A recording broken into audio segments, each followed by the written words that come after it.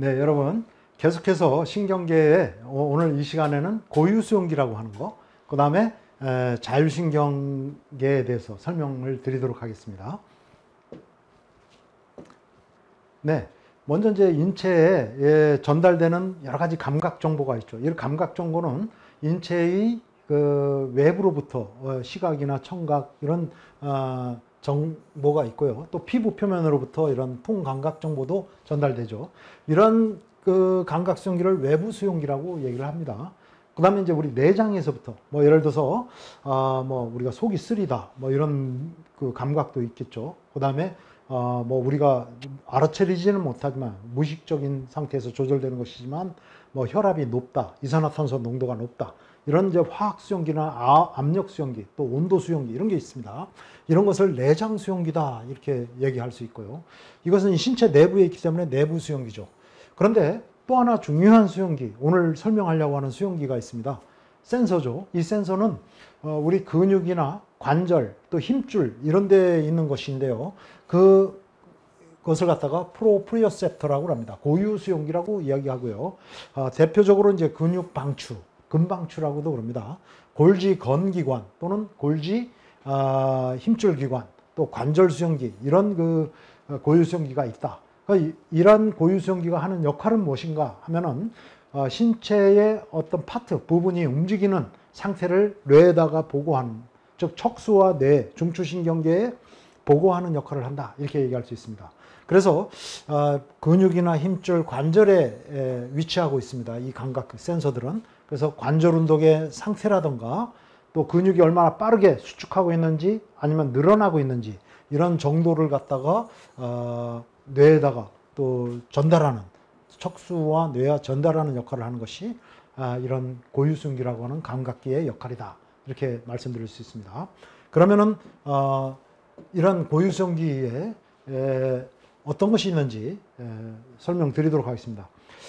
1차적으로 이제 근방추라고 하는 것이 있습니다. 이 근방추는 우리 근육 내 근섬유 사이사이에 수백 개 이렇게 있는데, 이건 좀 확대해서 그린 그림이죠.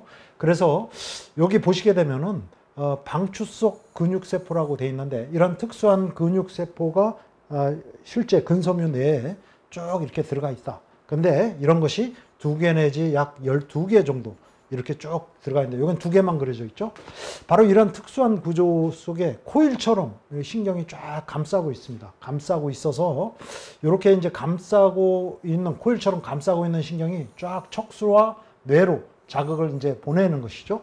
바로 이런 신경을 감각신경이라고 합니다. 이게 뭐 타입 1, 2 이렇게 써 있는데 여러분은 그것까지는 뭐 굳이 알 필요 없고요.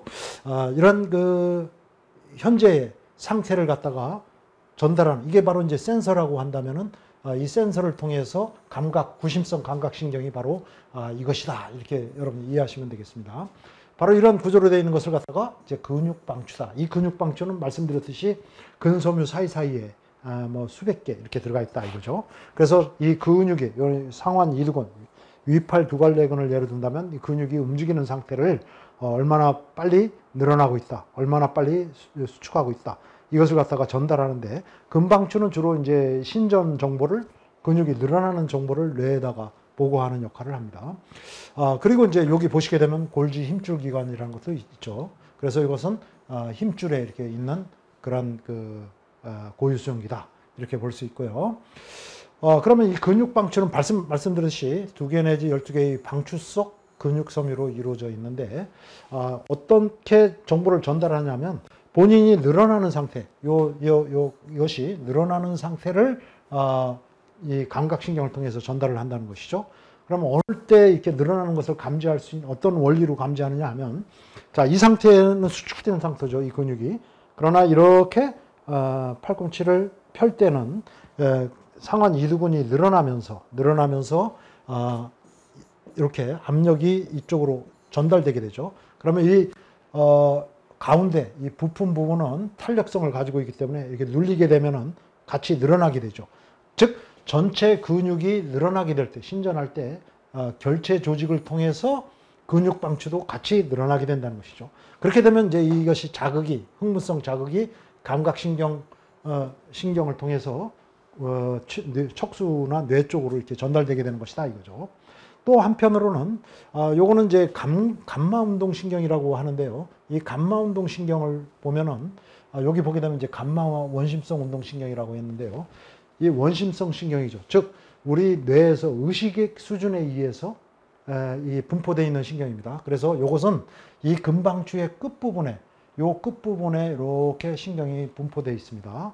그래서 이 부분은 이제 뭐랄까요, 탄성을 가지고 있지 않아서 뇌에서부터 자극이 감마 원심성 운동신경을 통해서 자극이 내려오면 이쪽으로 이것을 의식적으로 늘리게 됩니다. 이렇게 늘려서 바로 이 금방추 전체가 늘어나는 그런 상황이 벌어지게 된다, 이렇게 얘기할 수 있습니다. 다시 말씀드려서 이 금방추는 내가 근육 자체를 이렇게 늘렸을 때 결체 조직을 통해서 이 중심부를 다시 늘려서 그 자극이 감각 정보를 통해서, 신경을 통해서 전달되게 되는 것이고요. 또 하나는 우리의 의식 수준에서 뇌에서부터 바로 척수를 통해서 내려와서 요 금방추의 끝부분에 이렇게 양쪽 끝부분에 요 감마 운동신경이 분포되어 있는데, 이 자극이 내려오면은 이걸 잡아당겨서 전체 금방추가 신전되는 그런 현상을 보이게 된다, 이 얘기입니다.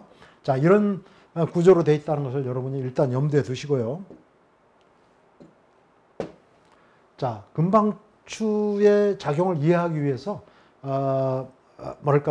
편반사, 신전반사를 좀 설명드리겠습니다. 보시게 되면은 무거운 중량을 자기 손으로 이렇게 들고 있는데, 이렇게 들고 있다가 갑작스럽게 더 무거운 중량을 탁 얹혀 놓게 되면은 순간적으로 내려가게 되겠죠. 즉 이 전체 상완 이두근의 길이가 순간적으로 늘어나게 됩니다. 그런데 늘어나는 속도가 천천히 이루어지면은 여유를 갖고 뇌에다가 보고를 할 텐데, 너무 빠른 속도로 갑자기 내려가게 되죠. 너무 빠른 속도로 갑자기 이렇게 내려가게 되면은 바로 이런 신전 반사라는 현상이 나타나게 되는데, 너무 빨리 내려가서 그냥 그런 상태로 놔두게 되면은 우리 팔꿈치가 다치게 되겠죠. 인체는 그것을 보호하는 보호 시스템이 작동하는 거라고 볼 수 있습니다. 그래서 빠른 속도로 내려갔을 때 이 근육이 늘어나는 속도가 너무 빠르니까 이것을 통해서, 여기를 통해서 금방추가 너무 빨리 신전이 되고, 빨리 신전이 되면은 이것이 아까 얘기한 구심성 감각신경을 통해서 뒷부리로 들어가서 요 자극이 뇌로 올라가게 되겠죠. 근데 뇌까지 보고하려면은 너무 지금 신전의 속도가 빠르니까 일단 인체를 보호해야 됩니다. 그러다 보니까 같이 연결되어 있는 운동신경을 통해서 이 근육 자체를 다시 수축시키는 거죠. 다시 말씀드리면 브레이크를 걸게 되는 것이죠. 그래서 갑작스럽게 내려가는 것을 내려갈 때 내려가는 속도에 의해서 팔꿈치가 다치지 않도록 일종의 반사적인 그 동작을 일으키게 되는 것인데, 바로 이 운동신경을 통해서 근육을 재차 수축을 시킵니다. 재차 수축을 시키니까 원래의 상태보다도 더 빨리 팔을 갖다가 다시 올라가게 되는 것이죠. 자, 이런 현상을 일종의 신전 반사다, 이렇게 얘기하는데, 이런 현상은 바로 이런 금방추의 작용에 의해서 이루어진다, 이렇게 말씀드릴 수 있습니다. 다음 그림을 통해서 보다 또 하나의 예를 보여드리겠습니다. 우리가 이제 금방추가 제대로 작동하는지 이런 걸 보기 위해서 이런 실험을 하게 되는데, 이렇게 앉은 상태에서 여러분이 혹시 경험이 있는지 모르겠지만은 바로 요 무릎 부위, 요런 부위에 나무 망치로 탁 쳤을 때 발이 갑작스럽게 확 올라가는 현상을 볼 수 있습니다. 이것을 바로 이제 금방추에 의한 신전 반사다, 또 무릎 힘줄 반사다, 이렇게 얘기할 수 있는데, 금방추가 이제 여기 보면 넙다리 내갈래근, 대퇴사두근이죠. 대퇴사두근이라고 합니다. 그 다음에 무릎뼈, 슬개골이라고 그러죠. 사실 이 대퇴사두근이 건이 쫙 내려와서 무릎뼈를 감싸고 같이 붙어 있고, 또 요 부위가 경골조면이라고 하는 정강이뼈 오돌도돌한 부분, 여기에 이 힘줄이 붙어 있습니다. 그리고 이제 이 무릎뼈와 요 경골 사이에 이것이 함께 연결되어 있죠. 넙다리 내갈래근의 힘줄과 건과 요것이 이렇게 연결되는데, 요 부위를 슬개인대 또는 무릎인대라고 합니다. 자, 망치로 이 슬개인대를 갖다가 탁 쳤을 때 순간적으로 늘어나게 되죠. 순간적으로 근육이 촥 늘어나면서 금방추에 자극이 전달이 되죠. 금방추도 함께 늘어나게 됩니다. 근데 늘어나는 속도가 너무 빠르게 전개된다고 느끼게 되는 것이죠. 즉, 나무망치로 순간적으로 턱 쳤을 때 이 대퇴사두근이 늘어나면서 금방추의 그 자극의 신전의 속도가 굉장히 빠르게 전달되게 되는 것이죠. 그렇게 되면 이 자극이 구심성 감각신경을 통해서 이렇게 척수의 뒷부리로 들어가게 되죠. 전달돼서 이제 뇌로 전달되는데, 문제는 신경 자극의 근육의 신전 속도가 너무 빠른 것이죠. 그러면 뇌까지도 보고를 올라가지만 한편으로는 이런 신전 반사를 이룬다. 즉 감각신경과 연결되어 있는 운동신경을 통해서 수축 자극, 흥분 자극이 이렇게 내려가서 근육을 다시 수축시키는 수축 활동이 일어나게 되는 것이죠. 근육을 다시 강하게 수축하니까 이 발이 휙 올라가는 이런 반사 동작이 일어나게 되는 것이죠. 자, 그래서 이렇게 두들겨 봐서 이런 신전 반사가 정상적으로 잘 일어나는지, 이것은 바로 이제 이러한 인체의 고유 수용성 반사 기능이 제대로 작동하는지를 검사하는 그런 검사라고 볼 수 있는데, 이런 것이 대표적인 금방추의 기능이다. 신전 반사가 일어났을 때 금방추가 작용하는 그런 그 현상을 나타내는 것이다. 이렇게 얘기할 수 있습니다. 자, 그러면 이런 금방추의 신전 반사를 활용한, 물론 이제 꼭 이것만이 아니라 우리 인체의 여러 가지 근막이나 결체 조직의 작용에 의한 우리의 순발력의 개선과도 관련이 있습니다만은, 신경적인 측면에서는 금방추의 신전 방사와 관련이 매우 깊은 것이 이 플라이오메트릭 트레이닝이라고 하는 것입니다. 우리가 보통 점핑력, 순발력을 개선하기 위한 그런 그 훈련 방법이라고 알려져 있죠. 그래서 많은 순발력을 요구하는 운동에서 이러한 형태의 운동들을, 트레이닝이 이루어지고 있다. 이렇게 얘기할 수 있는데, 바로 이러한 것이 바로 이러한 신전 반사와 관련이 있다. 이렇게 얘기할 수 있습니다. 자, 이렇게 함으로써 더 파워를 갖다가 높이는 그 과정을 나타낸다고 볼 수 있는데, 자, 방금 말씀드렸듯이 금방추가 순간적으로 늘어나게 되면은 바로 구심성 감각신경을 통해서 척수에 보고를 하게 되고, 척수에 연결되어 있는 운동신경을 통해서 재차 추외근섬이라고, 방추, 외섬유, 우리가 일반적으로 이해하고 있는 근육이죠. 근육을 다시 수축을 함으로써 콘센트릭 수축이죠. 그래서 강한 힘을 갖다가 발휘할 수 있도록 그렇게 만든다고 하는 것이죠. 우리가 그냥 가만히 앉아있는 상태에서 그대로 점핑을 하면 어떻죠? 기록을 많이 낼 수가 없죠. 근데 점핑하기 전에 순간적으로 몸을 갖다가 다시 움츠리고 앉는다고 한다면 이 점핑하는 데 작용하는 중요한 세 가지 근육이 있죠. 이 세 가지 근육의 예를 든다면 그 근육이 바로 장단지근, 즉 비복근이나 가자미근을 이야기하는 것입니다. 그 다음에 암 넓적다리근, 바로 이 근육을 대퇴사두근이라고 얘기합니다. 그 다음에 여기에 큰 볼기근이 있죠. 이 볼기근이 대둔근이죠. 이 세 개의 근육이 우리가 순간적으로 몸을 움츠리고 앉았을 때는 순간적으로 신전을 하게 되는 것이죠. 즉 장단지 근육도 순간적으로 신전을 하게 되고, 대퇴사두근, 암 넓적다리근도 순간적으로 늘어나죠. 대둔근도 늘어납니다. 그러면 이런 근육에 들어있는 금방추들이 순간적인 순전 속도가 빨라지게 되는 것이죠. 그렇게 되면은 요 구심성 감각신경을 통해서 다시 운동신경을 수축시키는 뒤이어, 빠른 신전에 뒤이어서 강하게 근육의 수축이 작용이 일어나게 되는 것이죠.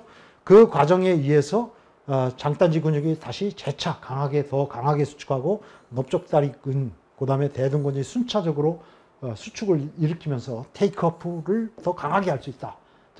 점핑을 더 강하게 하는 현상을 갖다가 볼 수 있죠.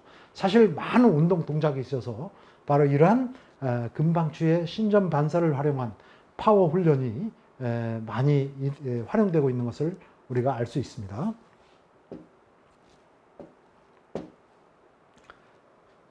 자, 또 말씀드리면은 또 하나의 또 고유수용기가 있습니다. 이것은 힘줄에 있는 것이죠.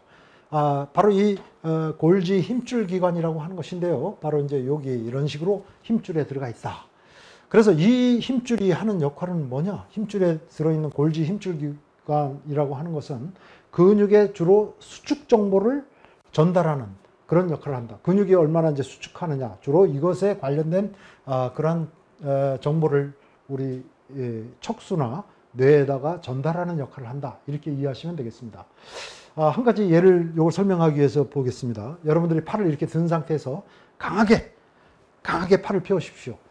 이 팔꿈치를 펴는 이 운동 ROM은 180도죠.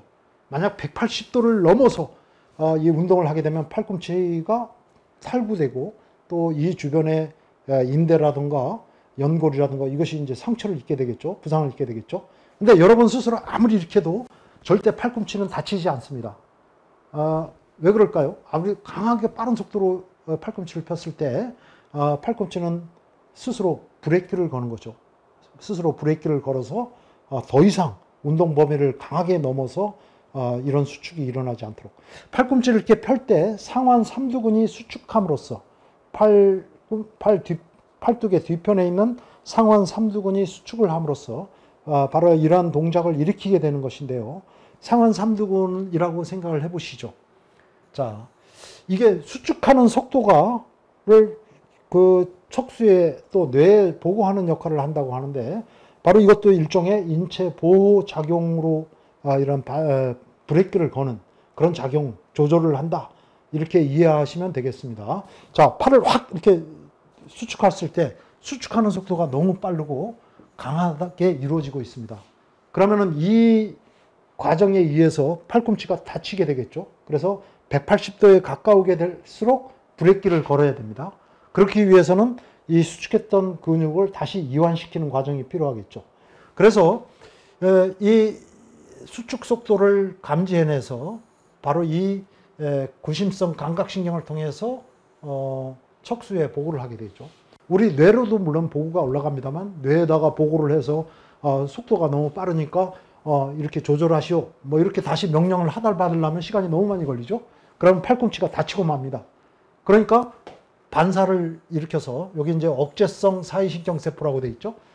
신경 자극을 억제성 계제신경, 사이신경을 통해서 이 신경을 갖다가 억제하게 되는 것이죠. 그래서 강하게 수축했던 것을 다시 억제함으로써 흥분성 자극이 더 이상 내려가지 않게 함으로써 너무 강하게 이 180도에 가까이 갈수록 너무 강하게 계속해서 수축하지 않도록 억제하는 작용을 하게 되는 것입니다. 한편으로는 사실은 이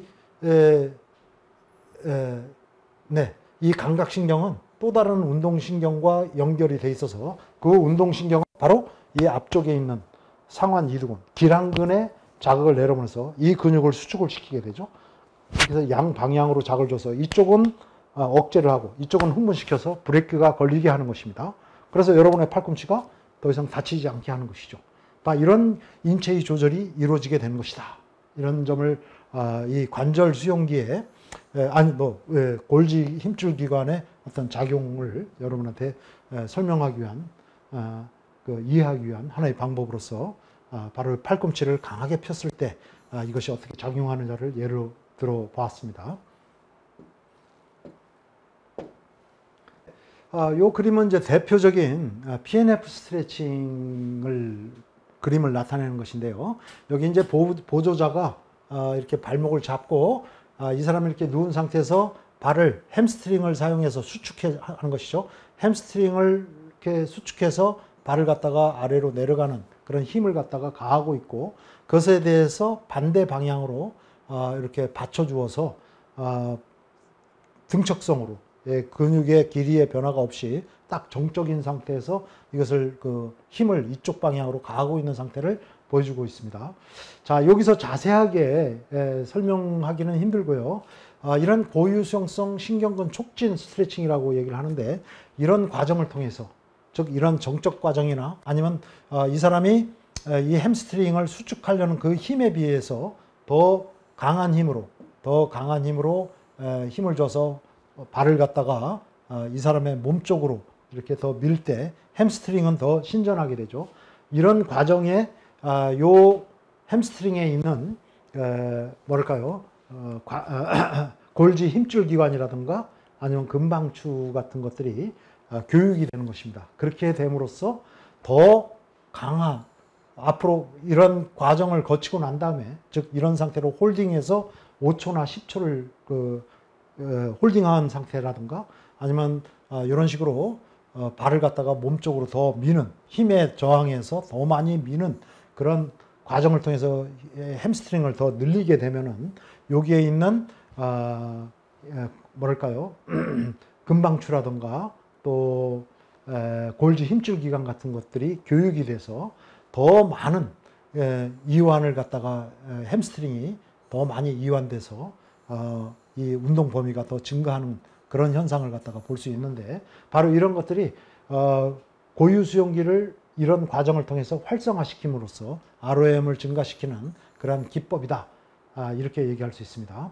즉 고유 수용기의 이완을 통해서 햄스트링의 이완이 더욱 많이 이루어지고 그렇게 함으로써 ROM을 증가시킬 수 있다고 하는 이야기입니다.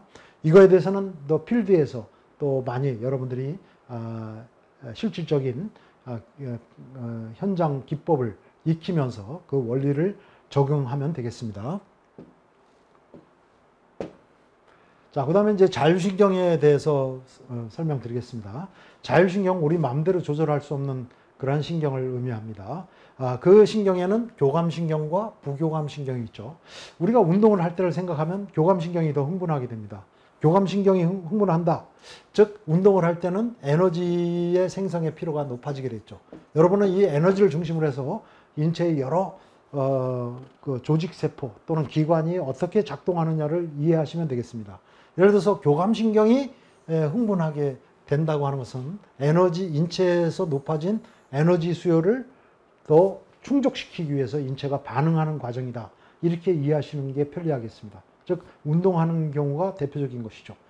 물론 정서적인 흥분 상태에서도 이런 일이 일어납니다만 운동을 예를 든다면은 바로 이 에너지 수요를 충족시키기 위해서는 심장이 더 빨리 뛰어야 되겠죠. 그래서 심장 운동을 교감신경이 흥분하게 되면 더 촉진이 되고 부교감신경은 그에 반대되는 거로 생각을 하면 되겠죠. 또 심장이 더 많은 활동을 하기 위해서는 심장에 혈액을 공급하는 혈관, 심장혈관은 더 확장돼야 되겠죠. 또 기관지도 더 확장돼야 됩니다. 그래서 더 많은 공기를 또 산소를 받아들이려고 하는 그런 과정이 일어나게 되는 것이죠. 반면에 우리 교감신경계가 흥분하게 되면은 내장 영역, 소화나 흡수와 관련된 이런 그 기관에서는 오히려 내장 혈관은 수축이 되고 또 소화관의 연동 활동 이런 것은 억제가 되는 것이죠. 그래서 우리가 교감신경계가 흥분된 상태에서는 식사를 해도 제대로 소화 흡수를 할 수가 없는 게 되는 것이죠. 부교감신경은 이거와 반대되는 상황으로 여러분이 이해하시면 되겠습니다. 즉 소화 흡수의 과정에서는 부교감신경이 더 우세해야 이런 소화기관의 활동이 더 활성화되는 것이고 반대로 뭐랄까요 운동 시에는 이러한 부교감신경은 억제된다. 심장운동이라든가 심장혈관이라는 것은 더 오히려 그럴까요 활동이 감소하게 된다. 이렇게 얘기할 수 있습니다. 우리가 이제 척수에서 이 신경이 빠져나오게 될 때 어느 부위에서 빠져나오는가 이것을 보여주는 것은 등뼈 또 허리뼈. 여기 등뼈라고 한다면 흉추를 의미하고 허리뼈라고 하면 요추를 의미합니다. 우리 등과 허리 쪽에서는 교감신경이 나오고 연수 부위 또 뇌줄기라고들 하죠. 이 뇌줄기나 또 우리 엉치뼈 골반 쪽 뭐 이쪽에서는 부교감신경이 빠져나온다. 이러한 자율신경의 중추는 뇌에 있는 시상하부라는 곳에 그 중추가 있어서 거기에 갈증 중추라든가 또 뭐랄까요 체온 중추라든가 뭐랄까요 수분 섭취 중추라든가 이런 중추들이 다 요 시상하부에 많이 몰려 있다. 이렇게 볼 수 있습니다. 자 보시게 되면은 요 그림에서 보다시피 뇌와 척수가 이제 중추신경이죠. 거기에 이제 자율신경이라는 말초신경이 나오게 되는데 여기 보시게 되면 부교감신경은 바로 이 뇌간, 뇌줄기 여기에서 나오고 또 여기 척추 부위, 엉치에서 나오게 된다. 요것을 보여주게 되는 것이죠. 그래서 이렇게 시냅스를 형성하고 이렇게 여러 인체 내장 기관으로 이렇게 부교감신경이 분포되어 있는 거 볼 거예요. 교감신경은 바로 이렇게 흉수와 요수, 즉 여기 등 쪽과 또 허리 쪽에서 이 신경이 빠져나오고 있습니다. 그래서 인체의 그 광범위한 많은 인체 조직에 바로 이 자율신경이 분포되어 있다. 이렇게 볼 수 있습니다. 여기 보다시피 운동을 할 때는 당연히 교감신경이 우세하게 됩니다. 에너지 수요가 높아짐에 따라서 에너지 수요에 대응하기 위한 그러한 그 여러 가지 반응이 일어나는데 심장 박동수도 빨라지고 또 더 심장 혈관으로 더 혈관이 확장돼서 더 많은 혈액이 흐르게 되고요. 또 호흡 기관지도 확장이 돼서 호흡도 증가하게 되고 또 근육의 혈관도 확장이 돼서 운동하는 근육으로 더 많은 혈액이 흘러가게 되죠. 반대로 우리 내장 소화기 영역의 그 혈관들은 수축이 돼서 혈류도 감소하고 내장 운동도 더 억제되는 현상을 우리가 볼 수 있습니다. 자, 이런 식으로 해서 우리가 자율신경을 이해하면 되겠습니다. 자, 그러면 이제 교감신경계가 흥분됐을 때, 교감신경계가 흥분이 되면, 당연히 나타나는 현상이 바로 요 부위죠. 요게 콩팥이죠. 신장인데, 신장 위쪽에 호르몬을 분비하는 이 기관을 부신이라고 얘기했습니다. 이 부신의 안쪽에서 분비되는 바로 이 호르몬이 에피네프린, 또 노르에피네프린 이런 호르몬들이라고 볼 수 있는데 이 호르몬들이 분비되면은 인체에 광범위한 작용을 하죠.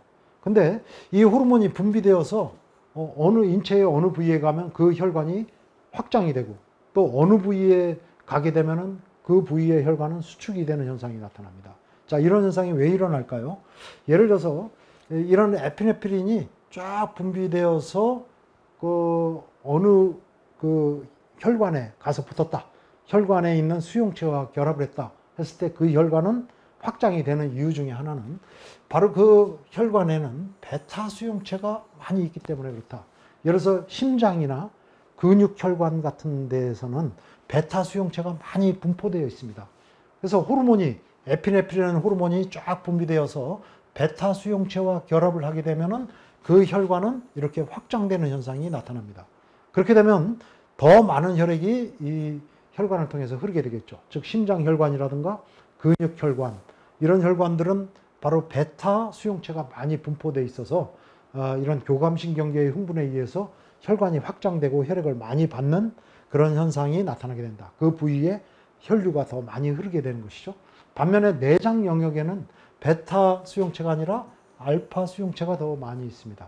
그래서 에피네프린이 많이 분비되면은 이 에피네프린이 알파 수용체와 결합을 하게 됨으로써 혈관이 확장되는 게 아니라 오히려 수축을 한다. 즉 이런 수용체의 작용에 의해서 똑같은 에피네프린이 분비되더라도 내장 영역의 혈관은 수축을 하고 또 근육혈관의 혈관은 확장하는 그런 현상을 우리가 볼 수 있다. 이렇게 설명드릴 수 있습니다. 네, 수고 많으셨습니다. 감사합니다.